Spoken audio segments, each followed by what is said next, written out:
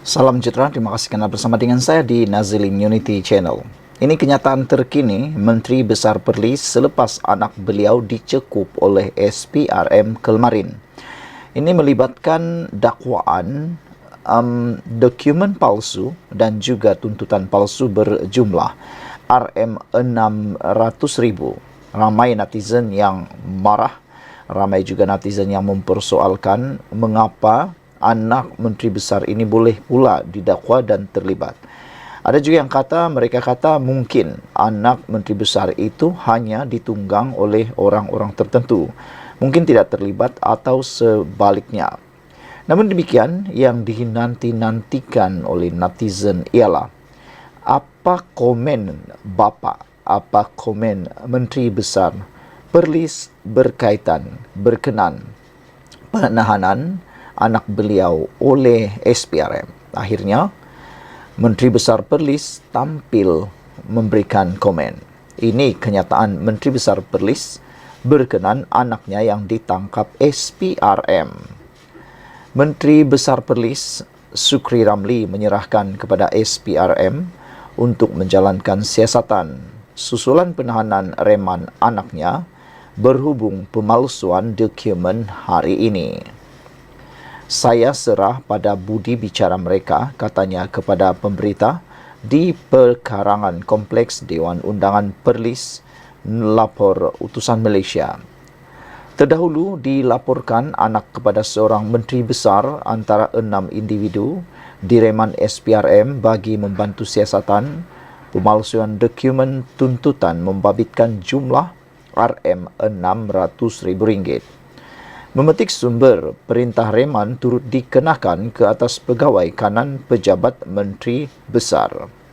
Perintah reman dikeluarkan Magistret Anna Rozana Muhammad Nur selepas tertuduh dibawa ke mahkamah pada jam 8.45 pagi tadi. Suspek ditahan berusia antara 27 hingga 37 tahun dan dikatakan dikehendaki membantu siasatan berhubung pelaksanaan projek pembangunan prasarana seperti membaik pulih, menyelenggara dan perbekalan dan perkhidmatan di seluruh Perlis sejak tahun 2022. Saudara-saudara sekalian, dengan pendedahan dan perkara seperti ini amat mengejutkan seluruh rakyat Malaysia. Bagaimana pula tiba-tiba anak Menteri Besar boleh terlibat dalam dakwaan pemalsuan dokumen dan juga tuntutan membabitkan jumlah yang bukan sedikit tetapi Rm600,000. Dalam laporan yang berasingan, di dalam laporan yang lain, ada juga menulis bahawa Menteri Besar Perlis ini telah menyatakan bahawa beliau akan memberikan penjelasan. Beliau akan memberikan penjelasan semasa pada sidang Dewan Undangan Negeri hari ini. Anak ditangkap SPRM, Menteri Besar akan buat penjelasan pada Dewan Undangan Negeri hari ini, kata Malaysia Kini. Menteri Besar Perlis Sukri Ramli akan menjelaskan isu berkaitan penahanan anaknya oleh SPRM susulan siasatan kes tuntutan palsu berjumlah Rm600. Kata beliau, esok saya jawab dalam Dewan. Setakat itu sajalah komen saya, katanya kepada pemberita selepas sidang Dewan Undangan Negeri Dun Perlis di Kangar hari ini. Sidang Dewan Undangan Perlis bermula semalam melibatkan istiadat perasmian dan persidangan penggal kedua tanpa fokus kepada sebarang undang-undang khusus. Semalam SPRM menahan anak Sukri, pegawai kanan pejabatnya dan 5 orang lagi susulan siasatan itu.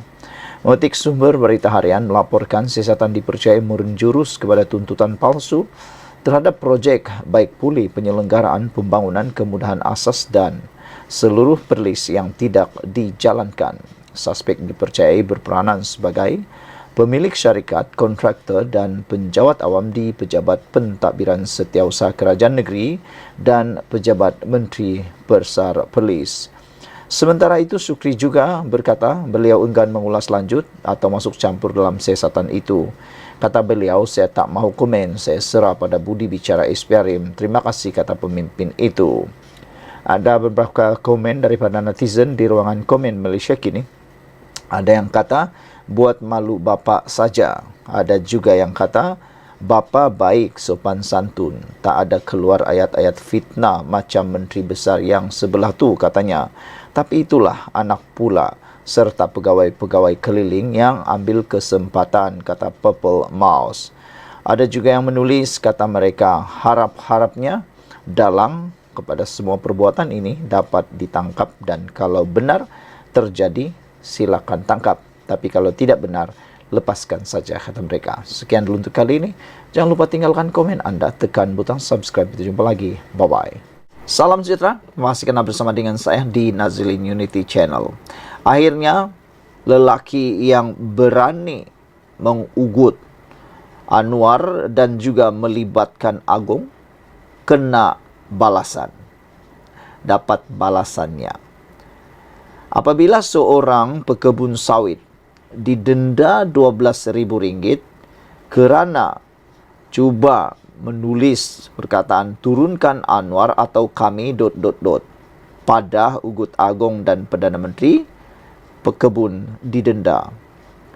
Seorang pekebun sawit dikenakan denda RM12,000 selepas didapati bersalah membuat hantaran bersifat mengancam kepada Yang di-Pertuan Agong menerusi Facebook tahun lalu.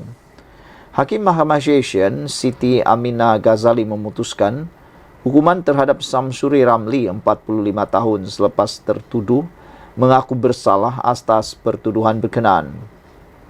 Mahkamah juga memerintahkan Samsuri dipenjara 6 bulan jika gagal membayar denda terbabit. Mengikut pertuduhan, lelaki itu didakwa secara sedar membuat dan memulakan penghantaran komunikasi mengancam sifatnya dalam bentuk gambar bertulis Perikatan Nasional PN BES amaran anak muda kepada YDPA Yang di-Pertuan Agong dan turunkan Anwar atau kami turunkan, kata beliau dengan niat menyakitkan hati orang.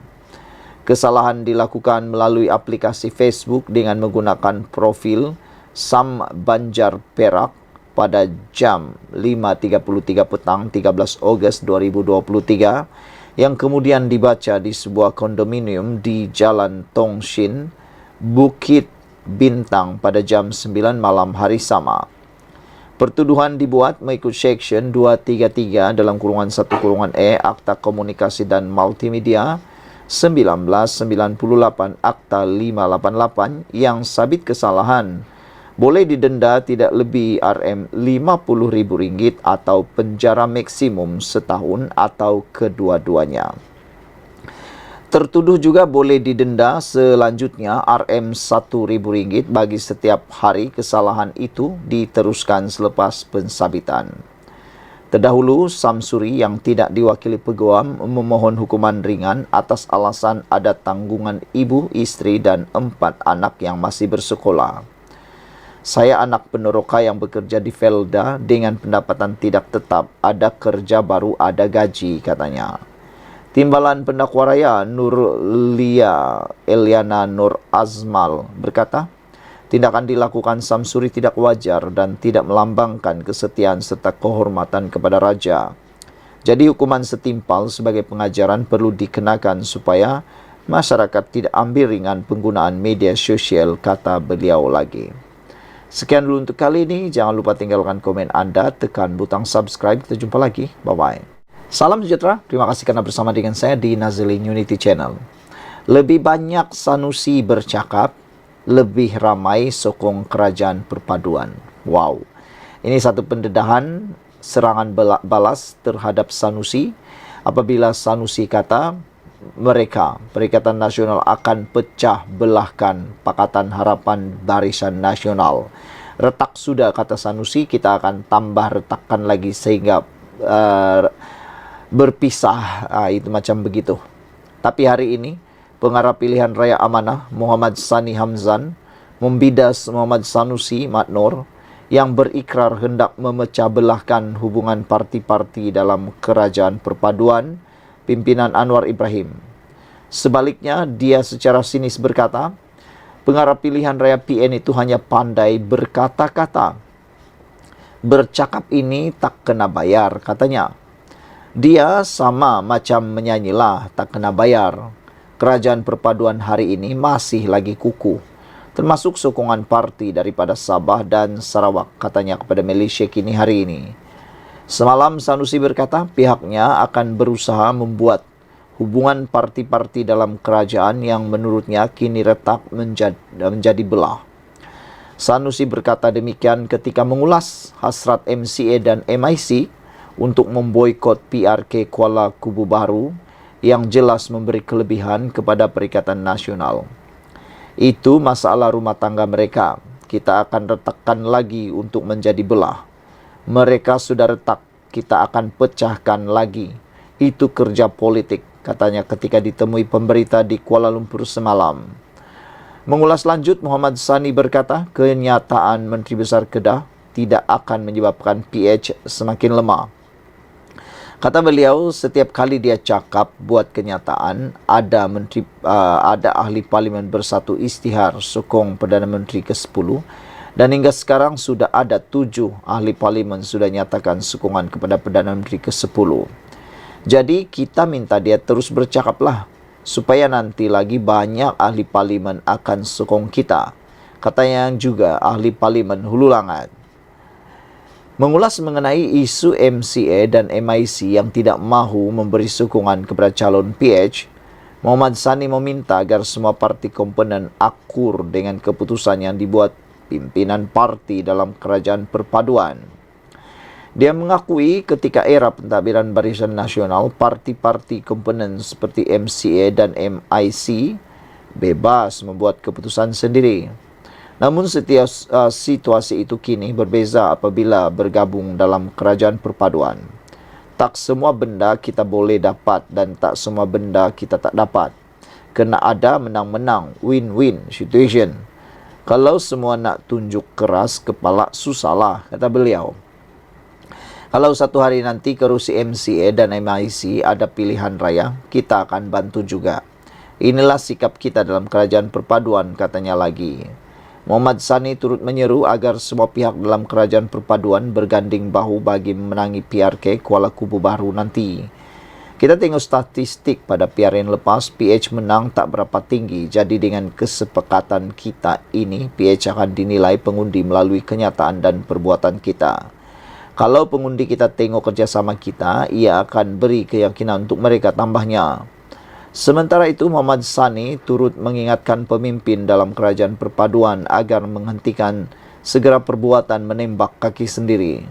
Ini selepas beberapa pemimpin parti dalam kerajaan perpaduan tampil mengkritik pentadbiran Anwar secara terbuka. Dia menasihatkan setiap isu yang timbul harus dibincangkan melalui meja rundingan bukan dengan membuat kenyataan media atau menyuarakan kritikan melalui media sosial. Saya nak komen juga pandangan semua pemimpin politik dalam kerajaan perpaduan ini. Jangan suka tembak kaki sendiri, katanya. Saya tak mahu bagi contoh yang mana, tapi ada kenyataan yang boleh sebabkan kerukunan yang kita bina musnah dan pudar. Bukan bermaksud tak boleh kritik, cuma harus kena pada medannya. Dulu medannya di acara demonstrasi. Pentas-pentas ceramah, tapi bila sudah jadi kerajaan ada sedikit berbeza, katanya lagi. Beberapa komen daripada netizen kata, Amanah menang pun kerana pertolongan DAP, habis cakap banyak, parti Amanah tak akan kekal lama, tunggulah, kata Lime. Harimau Satu kata nampaknya ada masa Sanusi ini cakap betul. ARD 75 kata awak sebagai ahli parlimen pun janganlah terpekik terlolong dalam parlimen, dah macam sarkes kadang-kadang saya tengok, katanya. Selalu sangat sebagai seorang ahli parlimen kena bersikap dan bertindak profesional dengan kata-kata dan perbuatan, tak perlu menjerit-jerit dalam berhujah, katanya. Violet Minon kata, betul ke? Banyak Sanusi cakap masa kempen PRN Kedah hari itu. Berapa banyak Amanah menang kerusi hari itu? Sembang je lebih tapi kosong, kata Violet. Sekian dulu untuk kali ini. Jangan lupa tinggalkan komen anda, tekan butang subscribe. Bye-bye. Salam sejahtera, terima kasih karena bersama dengan saya di Nazilin Unity Channel. Hari ini Sanusi kena lagi. Ini kali dia disuruh diam. Diam sajalah Sanusi, kata Fahmi. Menteri Komunikasi Fahmi Fazil menasihatkan Muhammad Sanusi Maknur. supaya menumpukan perhatian terhadap tugas dan tanggung jawabnya sebagai Menteri Besar Kedah berbanding menyibuk tentang negeri lain. Fahmi yang juga jurucakap Kerajaan Perpaduan berkata, ini kerana pengarah pilihan raya Perikatan Nasional PN itu terlalu banyak bercakap daripada membuat kerja. Saya rasa daripada dia sibuk tentang negeri lain, sibukkan diri dia untuk menyiapkan pelbagai projek yang telah beliau umumkan di negeri Kedah. Sama ada projek litar atau apa saja, dia ini sembang banyak, tapi projek yang siap tak banyak, kata Fahmi. Berbeza dengan Menteri Besar Selangor, umum projek pembangunan dan kita dah lunaskan, tunaikan, siapkan. Jadi, Menteri Besar Kedah ini, dahlah dia ada kes hasutan melibatkan Tuanku Sultan Selangor. Jadi saya rasa diam sajalah Sanusi, kata Fahmi. Dalam sidang media selepas majlis menandatangani memorandum persefahaman antara Pertubuhan Keselamatan Sosial Porkeso dan Perbadanan Kemajuan Filem Nasional Malaysia FINAS di Kuala Lumpur hari ini. Sanusi semalam berkata tindakan MIC dan MCA untuk memboikot PRK Kuala Kubu Baharu memberi kelebihan kepada Perikatan Nasional. Pemimpin PAS itu juga berkata pihaknya mahu meretakkan lagi hubungan kerajaan PHBN yang menurutnya kini telah pun sedia retak. Kita akan retakkan lagi untuk menjadi belah. Mereka sudah retak, kita akan pecahkan lagi. Itu kerja politik, katanya ketika ditemui pemberita di Kuala Lumpur. Kerusi Dewan Undangan Negeri Kuala Kubu Baharu kosong berikutan kematian penyandangnya Lee Ki Hyong pada 21 Mac lalu selepas dia mewakili kawasan berkenaan sejak 2013. Suruhanjaya Pilihan Raya SPR menetapkan hari mengundi pada 11 Mei, manakala hari penamaan calon adalah pada 27 April. Tarikh pengundian awal pula ditetapkan pada 7 Mei depan. Kuala Kubu Baharu merupakan kerusi campuran dengan pecahan pengundi Melayu terdiri daripada 51%, diikuti Cina 30% dan India 18%. Manakala baki 1% lagi kaum lain. Saudara-saudara sekalian, ada beberapa komen daripada netizen supaya Menteri Besar Kedah juga betul-betullah bekerja. Jangan hanya mengomen negeri lain tetapi tetap juga buat kerja di Kedah, kata mereka. Wan Khalid kata PAS ni memang pandai tebuk atap sejak daripada langkah Sheraton, tapi sekarang nak pula retakkan hubungan BNPH. Inikah kerja mereka atau kerja kerja mereka, katanya. Sekian dulu untuk kali ini. Jangan lupa tinggalkan komen anda, tekan butang subscribe. Kita jumpa lagi. Bye-bye.